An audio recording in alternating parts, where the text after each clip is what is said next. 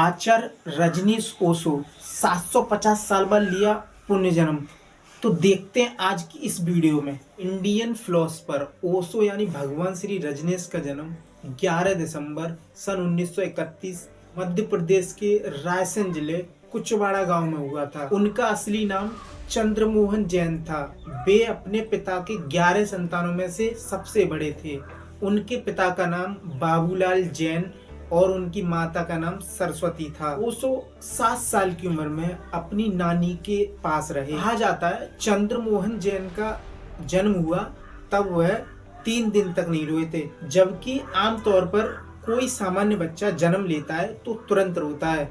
तो यह कि 3 दिनों तक उनके मुंह से कोई आवाज नहीं निकली थी और इन 3 दिनों तक उन्होंने अपनी माँ का दूध भी नहीं पिया। इससे घबराकर उनके घर वालों ने एक वैद्य को बुलाया। जांच की तो सब कुछ सामान्य पाया। हालांकि तभी एहसास हो गया था कि यह बच्चा आम इंसानों की तरह सामान्य तो नहीं है। बात सन 1951 की है। चंद्रमोहन जैन ने हितकारित सिटी कॉलेज में प्रवेश लिया।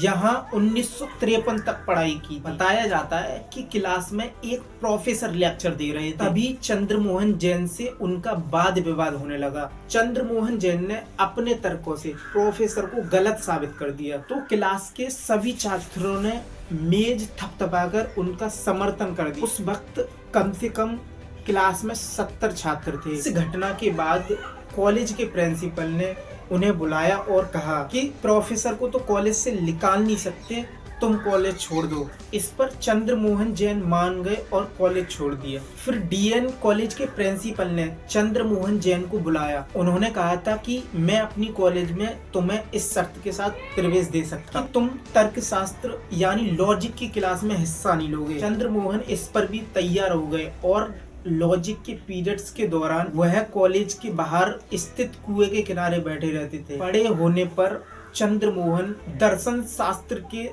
शिक्षक के रूप में आए। महात्मा गांधी की विचारधारा और समाजवाद और संस्थागत धर्म की आलोचना कर विवादों में आ गए। सन 1960 के दशक में वह आचार्य रजनीश के रूप में प्रसिद्ध पा चुके थे और उनके शिष्यों की संख्या भी बढ़ने लगी थी। सन 1980 में वह अमेरिका गए, जहां शिष्यों के साथ मिलकर पूरा रजनीशपुरम ही बना दिया। इसी बीच उन्होंने अपने शिष्यों को बताया कि वह उनका पुण्य जन्म है। 750 साल पहले भी वह पैदा हुए थे। तब उनका जन्म तिब्बत में हुआ था, जहां खास साधना करते करते उनकी मौत हो गई थी। जबकि उन्हें 3 दिन और मिलते तो उनकी साधना पूरी हो जाती। साधना पूरी न होने के कारण उन्हें दोबारा जन्म लेना पड़ा। अमेरिका में 4 साल बिताने के बाद साल 1985 ओशो भारत लौट आए थे। ओशो की जीवन यात्रा के मुताबिक ऐसे 21 देश थे जिन्होंने ओशो को अपने जहां का वीजा देने से इनकार कर दिया था। कहा जाता है